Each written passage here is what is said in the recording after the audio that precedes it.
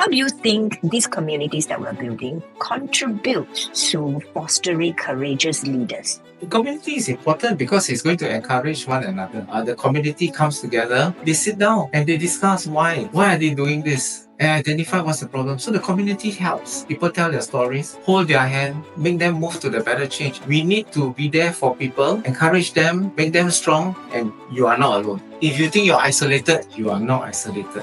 I think I like what you said that, you don't need to be alone, you don't need to struggle alone or suffer in silence alone. So, which is actually why I started building the community, because I struggled alone. I didn't know how to reach out for support. So, but then, someone came along to, reach out their hand to me and help me to get out of my pit. Now it's time for us to reach out our hands to those who are in the pit or struggling to get out, but didn't know how. So what we do is create a safe space for each one to practice being vulnerable, practice being courageous, and we learn from each other, right? Because we don't have to go through all the experiences ourselves. We learn from other people's experiences, and that will shorten the learning curve also. So, but once you step into our environment, especially our community, right?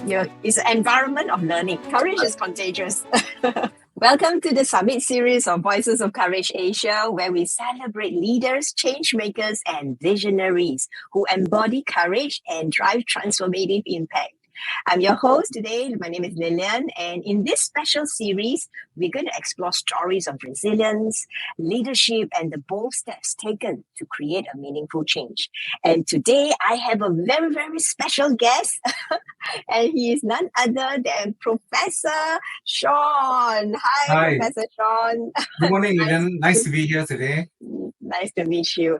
Yeah, but let me properly introduce Professor Sean, and he is today he's a distinguished leader in the finance, human resource, and SME development. And as the director of the finance and human resource at SRA, as well as the president of SME Bosses Connect, he plays a pivotal role in supporting entrepreneurs and fostering business growth across the industries. So I'm so privileged to have you today on the show. Thank you for setting aside your valuable time.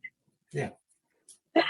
It's good to be here. Thank you very much. I will try to, maybe if you have any questions for me, I'll try to answer as best as I could.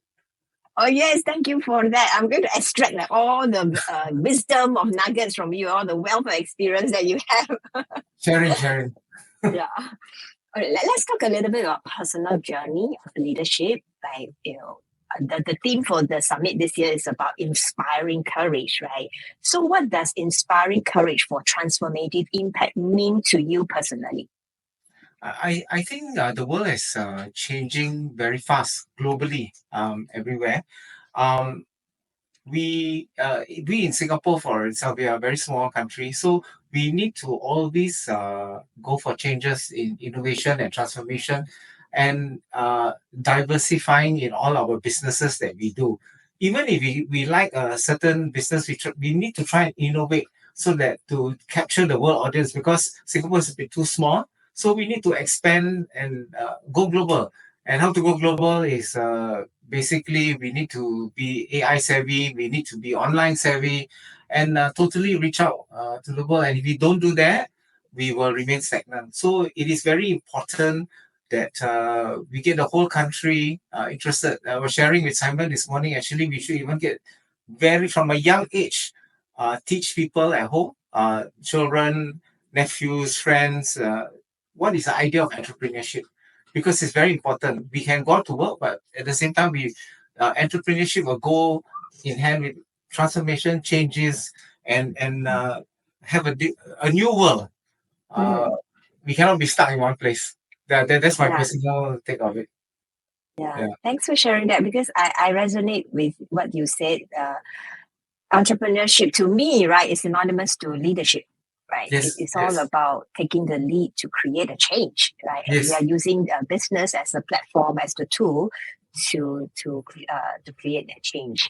Yes. Yeah, right. Is there like a pivotal moment for you where courage is really needed to overcome that challenge, or in the areas that you are leading? Because I mean, you are leading in so many different sphere of influence, right?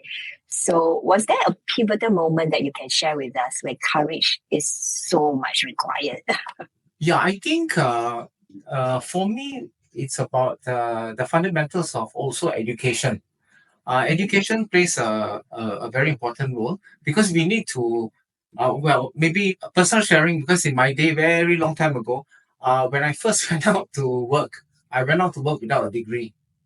So, went to the bank and then basically start from zero, went for diploma courses and then made my way up. And then the step came when I had to take a bank loan to finance my studies. Then I remember going for lunch, just eating roti prata and a teh tarik, just one, because I had to pay loans. So it is very important. Uh, Education will open the door because it gives you knowledge and also entry for a job. And then from there, you can even expand into many, many horizons. So I had no choice. It was that pivotal moment. I have to decide whether to continue or just have just a diploma, or you need to pursue and go on. And today, I still believe in lifelong learning because we need to continue our studies. Yeah. During COVID, uh, we had a lot of skills future credits and so on and so forth. So I was looking through the list, a lot of classes, and I decided to go and learn how to fly a drone. Because if you learn to fly a drone, you can even expand later to do survey and so on and so forth. So we cannot just uh, look at, okay, in your life, in academic study, you just want to do this, you have to be multiverse in everything that you do. And I remember during the time in banking when I wanted to change jobs in between, thank God my grandparents sent me to learn piano when I was young because music helped too. So I earn money playing music. I can lecture, work in a day, encourage other businesses, and so on and so forth. You need to Wow. have a very big horizon. Otherwise, just like that, very difficult. Right. Wow. I mean, your journey, your sharing of your journey already exhibited, what courage looks like, right? It is continue to learn, like you mentioned, being a lifelong learner. It Yeah. doesn't just stop at, the standard education level, but you keep progressing, you keep expanding. Yeah. Even after in the working industry, you still continue to learn. Yeah. Yes. So I think yes, knowledge do empower us to and like open doors for us as well. Yeah. And I also think Wow. also to eradicate pride. Sometimes if Mm. we have success in business or work or even education, you feel very proud of yourself. But it's normal. But at the same time, we need to have humility. And sometimes I I do meet people who will just chat so much in a conversation. Some people will whisper to me, "See, this guy is talking rubbish." But I don't see it that way because anybody who tells you something, right? I guarantee you, in whatever he has said, in 10 minutes, 1 minute of his conversation, you will learn something. Mm. And quickly Yeah. pick up the phone and then go to Wikipedia and see what he's talking about or anything. It could be it could be life changing. Yeah. I was talking to Simon at breakfast this morning before our podcast, and we were talking about meeting people, and you never know who you meet. It's important to share talk because from just a simple friendship or networking, right? You can build $1 billion business. You never know. Yeah. So yeah, And yeah, I mean, one phrase that stood out in my mind when you were sharing all that is that value extraction is all Mm. up to the individual, Yes, right? We can be exactly. engaged in different conversation, but what is the value that we want to get out from that Yes, conversation? correct, Yeah. correct. Awesome, awesome.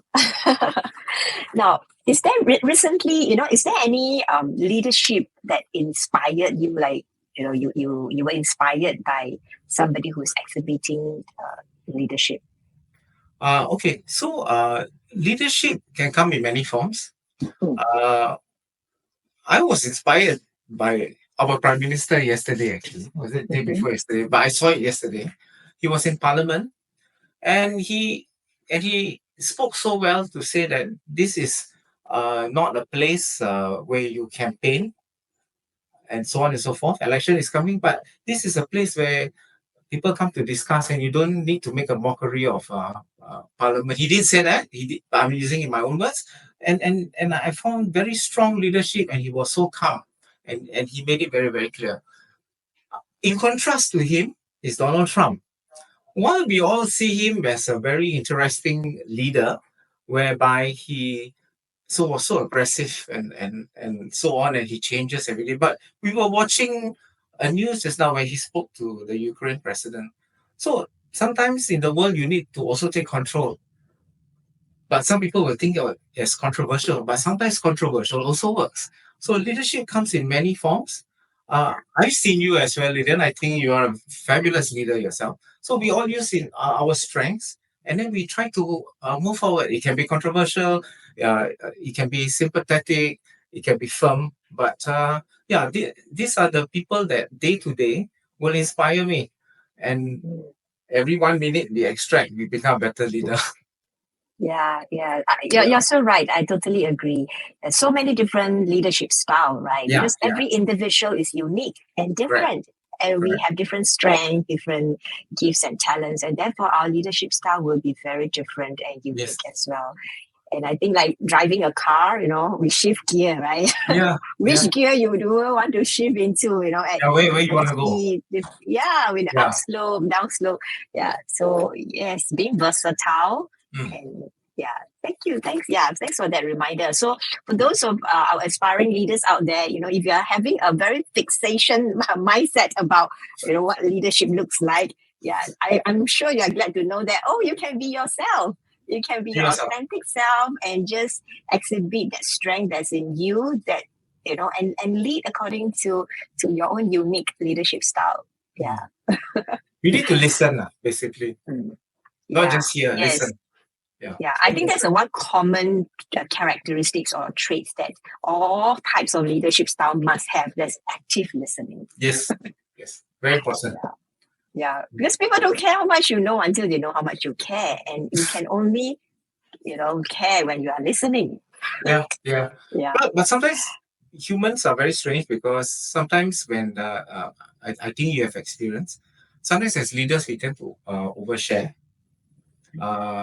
Okay, we are having a seminar, it's fine. But sometimes one-to-one, you want to help a friend, you overshare. But some people may not like it at the end of the day. Or sometimes when people tell you something, they want you to agree with them. Actually, even if you don't agree, and you tell them, they get upset. So what I've learned recently, the statement is disagree to agree, or whatever you want to say. Agree to disagree. Yeah. So for me, right, when people do say things these days, I will just listen, give them the listening ear, and I will not say too much unless it's a policy that I understand it and I know. It could be a domestic, meaning Singapore policy, or policy from another country, and I read about it thoroughly. I can explain to you and say, oh no, actually be careful, because this is what they are saying, and I can show you the facts now. So I will say. But if it's a very speculative one, and they just want to say whatever they want, I'll just keep quiet. Because sometimes you cannot enforce or entrench too much on a person, and then they get angry at you. So this is what I learned as well. So now you can say whatever you want, and it's a free world. Yeah. They are leader and themselves. So you lead your own mind, your whatever wants to come out from your mouth, right? The choices of words that you use, that's self-leadership. and entrepreneurship and business, because at the end of the day, if they can think this way, they can think to build something. You never know what they can do. Yeah. I also agree with you on the part where you mentioned we can always agree to disagree, right? We may not see things the same. I mean, we may be seeing the same thing, but we have different perspective, different interpretation, different conclusion that comes from it. But we can always find agreement somewhere. Right? Yeah. We don't want to always be right and so on. So now I don't even defend anymore. I just listen. And if I think you need help, I will tell you. Because I think people need to express themselves. If I help them to build their leadership skills as well. And we who are listeners will also build our leadership skills even better because we listen, we understand different characteristics. You can study in the book that a person, different leadership style, person's different characteristics. But when you practice it live, I think it's even better. And you learn Yeah. to, as you say, learn, be patient, understand. Yeah.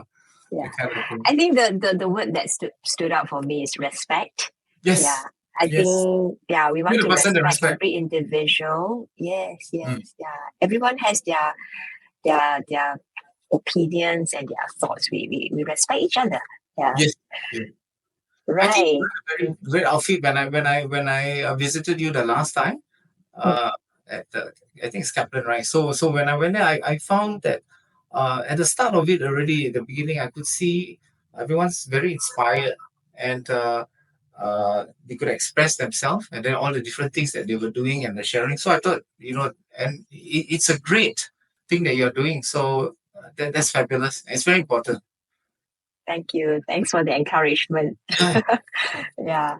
Push on. Now, yes, 加油. Yeah. As leaders, right, or even as an individual, we all make decisions, and oftentimes we need to make very difficult decisions, right? So, is there a story that you can share with our audience when you had to make a very courageous decision as a leader? Okay. Leadership, in that sense, I had an experience very recently in a boardroom setting, and governance is very important. There was some regulation that stated that we need to make changes. Why? Because we need to comply with governance. Being the chair of, I don't want to say the organization. So being the chair of the board or the council, it was a very sensitive one, and I needed to step up. If you don't follow governance, also wrong, because governance is very, very important, and that will help the organization. If I sort of hide it in the carpet, it wouldn't be so good. So okay, I had to make a decision, and I took a decision not even to vote against the person, or a decision not to even stand with the person, but took a neutral stand. Let the entire council or everyone decide. So my style would be facilitation. Sometimes my leadership style comes from facilitation, because some decisions are very, very hard. You need to come to a center, take a balance on both sides, the governance versus the record it down in your minutes of meeting. And if it's not so serious on the governance, that can be rectified, can be fixed, why not? And then the council vote. Because sometimes we need to be very, very careful. We have to strike that kind of balance. Not easy. Can be very emotional. You can create people who are angry, or you can make everyone so happy with your decision. But remember, happiness sometimes can compromise your governance. That kind of setting. So this is a business way, or association way, or council way, or whatever you want to call it. So so that's my point. It was really difficult. I think just on that topic, my meetings are normally 1 hour, but that topic alone, I remember, took 45 minutes. So the meeting lasted for 3 hours. It's not my style. I'm really a 1 hour meeting person. Right. Yeah, I think, yes, whether is it, for, against, or Yes. neutral, these are all decisions that we got to make. Yes. So it's best to got to make a choice. come to the center and find ways, what the constitution is all about. Take a balanced view. After all, sometimes everyone's human behind it. We don't want to hurt human beings. What for, right? So we have limited time in our age, in our in life, for that matter. So let's do a good one, make everyone happy, and strike a balance. Now, as leaders, and we interact with a lot of people, right? And especially those that are within our community or under our care. How do you cultivate or encourage courage in these people, or the team that you are leading? How do you do that? First of all, I think I'm basically a people person to begin with. At a very young age, even in secondary school, in my last year doing O levels, I was already the head prefect. So the head prefect had to already mix at people from, and I already had that in me since 16 years old. So sometimes when you want to lead a whole team of people, you really need to have very strong EQ. And today, your staff or however you want to lead in any organization or even lead entrepreneurs, it cannot be top down because everyone is very highly educated. Today, you don't have to have a university degree, but you spend enough time on YouTube or TikTok or whatever, right? You become very, very educated because everything is online. You can learn a lot of things. And when people are very highly educated, if you are a boss and you are a leader without good tools or knowledge, how are you going to lead? So you need to be their friend first. They understand you, and then you share with them whatever knowledge you have, and then they will connect with you better. But you need to be a people person. You need to have empathy.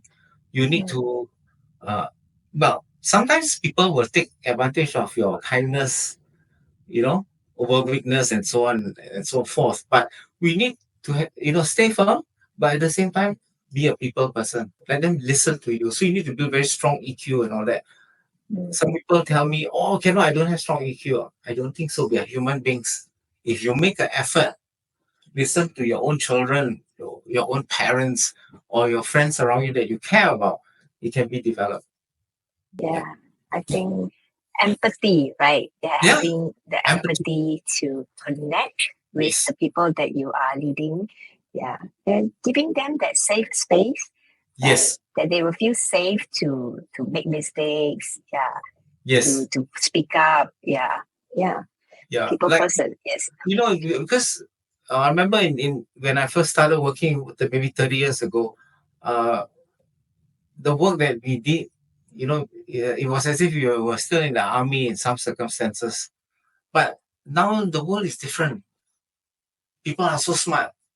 Everybody is very clever. I know it. I feel it. I can see it. So how we speak to them, how we tell them, so important. We must know them Mm, first.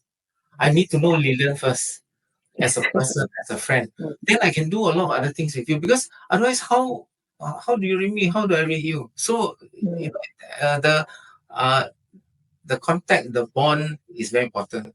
The EQ, yeah. the empathy, as you mentioned, yeah, it's very important. Yeah. Yeah, Yeah, I mean, we are living in a knowledge world, and yeah, knowledge is just at the touch of a finger.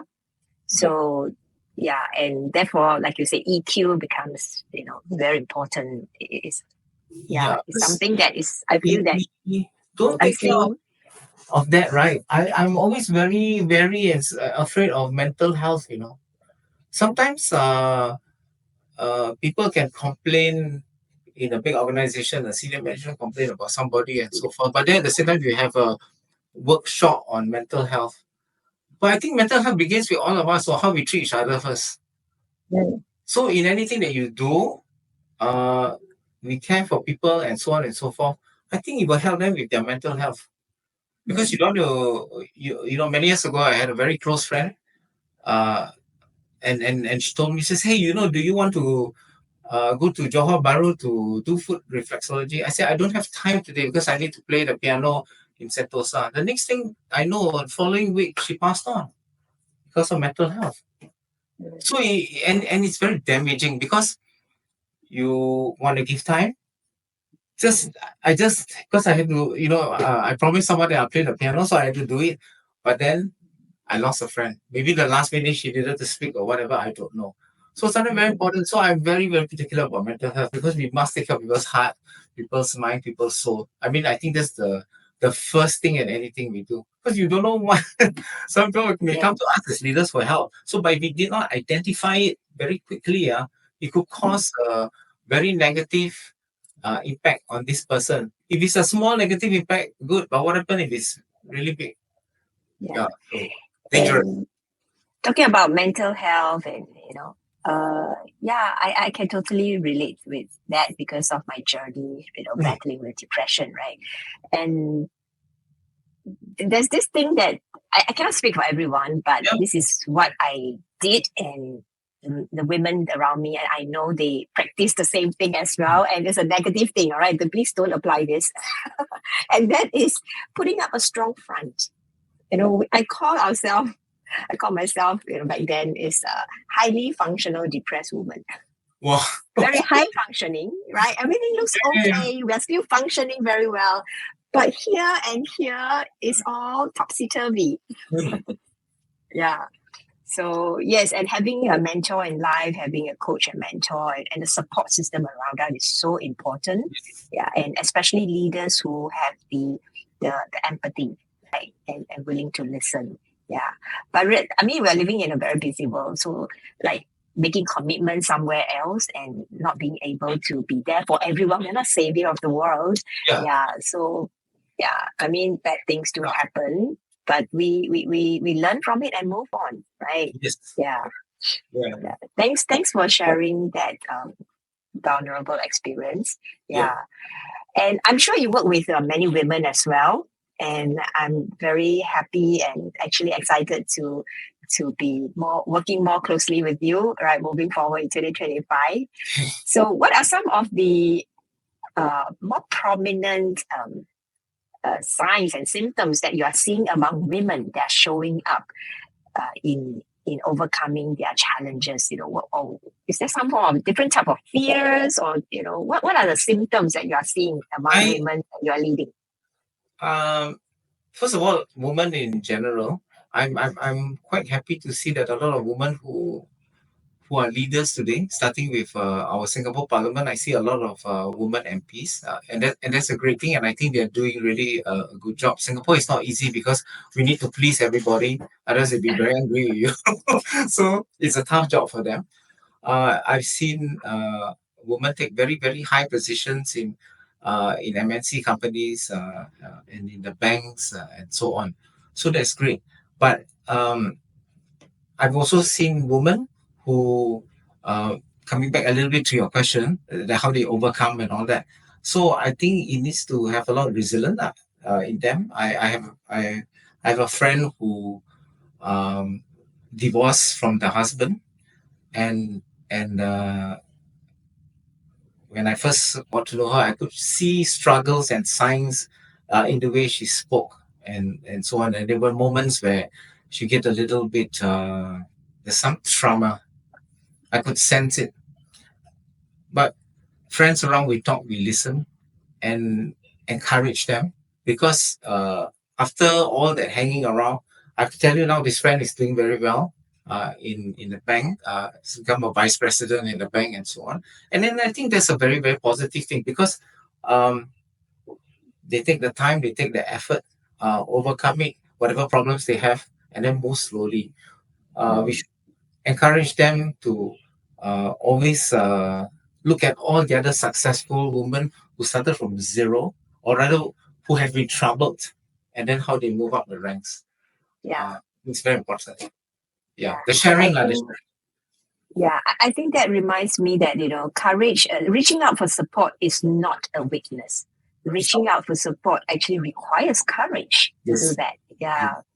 If not, you will just drown us. If you, yeah, and being vulnerable, it requires courage as well. Yeah. Just be yourself, pick it up. Yeah. So don't hide it because the experience is sometimes, as you mentioned just now, a depressive person with a strong front or somewhat. So the woman that I have met, who are my friends, who are still around me day to day, if they ever get to see this, they will know I'm talking about them. they have a strong front.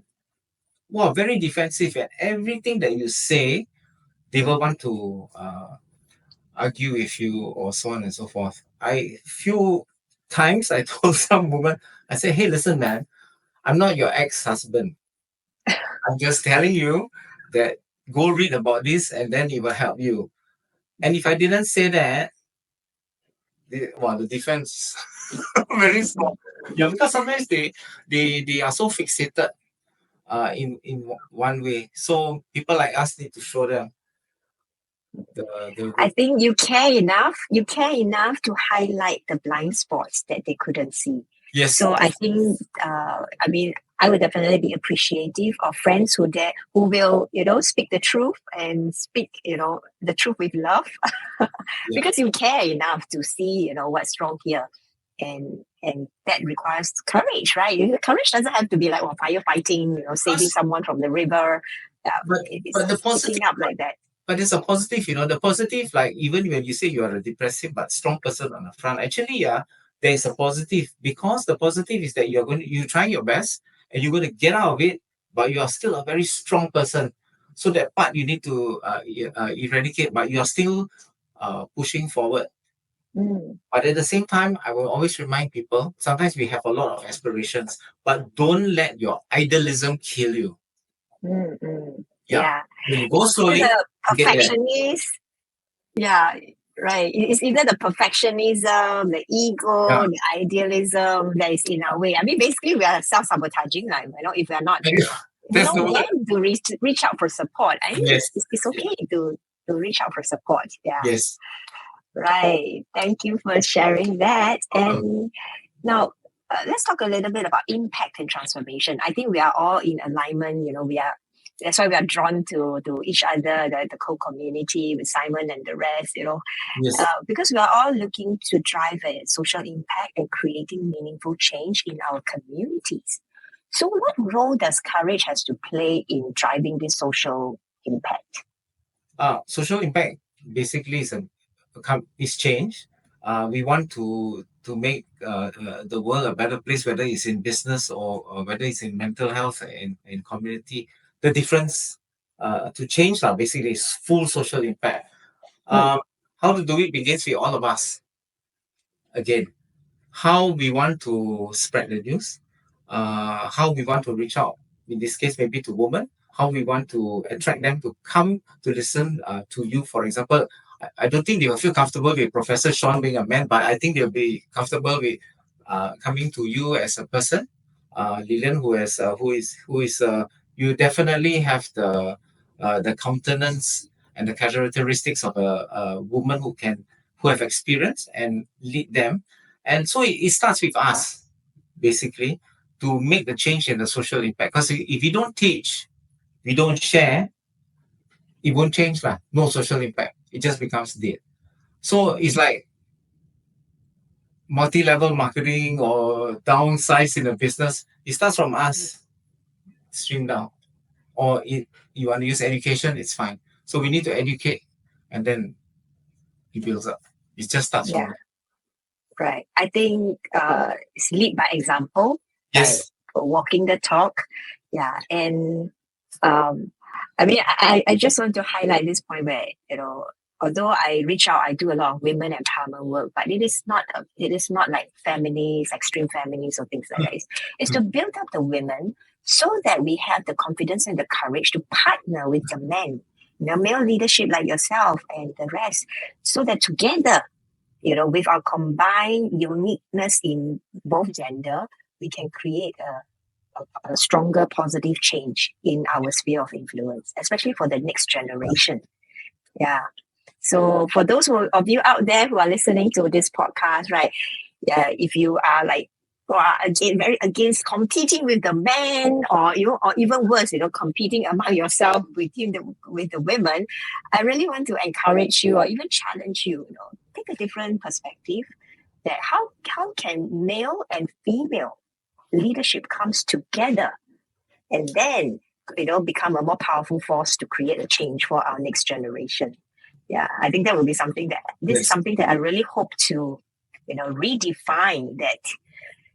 All this whole women empowerment talk, it is not about competing with the men. It is appreciating and partnering. Yeah, that's why I really appreciate you, Simon, and Brian, supporting this movement. Yeah, so thank you very much for supporting us in this initiative, and to do so. Right. Yeah. Yes. Now let's move on to talking a little bit about values, core values. Right. I'm going to wrap up soon, but core values is so important in our community here. Everything we do is governed and it's like our compass, right? So what is your advice for leaders out there who are actually, wanting to make an impact, but you still need to stay true to their core values? What advice would you give the leaders out there? Okay, so when we talk about leadership, first, some leaders, if you realize in the community around you that you work with, right, some people who come to you is because they really want to transform into saving them.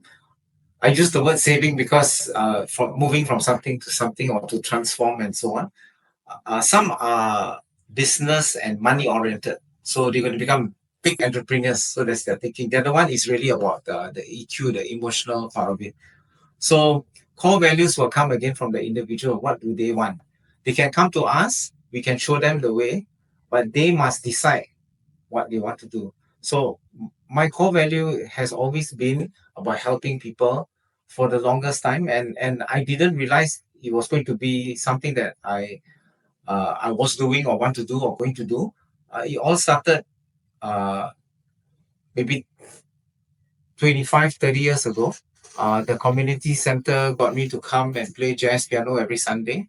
And I was thinking, what am I doing? What the CC does and all that. But little did I realize that my playing of music was to encourage people to come to the CC who played music, and with the music to encourage more people to come. And from there, you will start to volunteer and do so many other things. So, what is your core value here? So, at the end of the day, I took time to realize that the talents that I had, the way I feel, the way I was, whatever I was doing, my core value is actually to help people the best as I can. So, everybody has to identify themselves. What is their individual core value? It's not for me to give a core value or for you to give a core value, but we can share with them this kind of stories. Then they decide what do they want. Is it the money? Money is my core value. Yeah, then go and make the money. Go ahead. We can help you and tell you and introduce you to people. Whether y'all can do it, that's another story. Then there's the part about the EQ.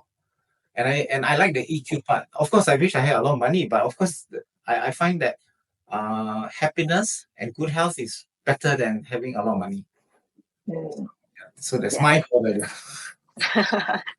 Thank you for sharing that. And yeah, it is important that we do things that are governed by our core values, so that I feel that core values are the non-negotiables. Yeah. If you say that you're a person of integrity, whether you're at home, at work, or at play, you are a person of integrity, and everything you do will be based on that core value of integrity. Yeah. Awesome. Now, last but not least, really last bit already. Yeah, we talk about mentorship, right? So mentoring and how does the communities that we are building, we are building communities, bosses, SME Bosses Connect, or Class Living, and Women of Courage Asia. So how does or how do you think these communities that we're building contribute to fostering courageous leaders? Because our end goal is to build courageous leaders. I mean, especially for Class Living, we work towards that. That's our end goal. Yeah. How does community play a part? The community is important because it's going to encourage one another. So when they come to your talk, if they listen to us, it's not to make people be left alone. You are not alone. Because if you think you're isolated, you are not isolated. We all need to come together. So the community around us, when we all, it's very simple. Like, some people go for, they go for drug rehabilitation or to solve an alcohol problem. They sit down and they discuss why. Why are they doing this? And identify what's the problem. So the community helps. People tell their stories, hold their hand, make them move to the better change. It could be from real, some people are not religious, but they build on stories of leadership, like we spoke about, or some really use religion, and religion helps them to, in general, to see the light, and the great architect of the universe will lead them the way. So, I mean, that's important. And that way, right, the community comes together, whether it's from the church, mosque, temple, from the community centers from PA, or whether it's an organization like yours who's an NGO, um, makes a big difference. So we need to be there for people, encourage them, make them strong, and you are not alone. Yeah, I think I like what you said that, you don't need to be alone, you don't need to struggle alone or suffer in silence alone. Yeah, so which is actually why I started, building the community because I struggled alone. Yeah, Wow. I Okay. suffered in silence alone. I didn't know how to reach out for support. Remember, I'm the high functioning depressed Yeah. person that Yeah. didn't know how to reach out for support. So, but then, someone came along to reach out their hand to me and help me to get out of that my pit, right? So now it's time for us to reach out our hands to those who are in the pit or struggling Yes. to get out, yeah, but didn't know how. So, and in the community, it's safe. So what we do is create a safe space for each one to practice being vulnerable, practice being courageous. Yeah. And yes, I think traveling is fun also. Yeah. Have fun, yes.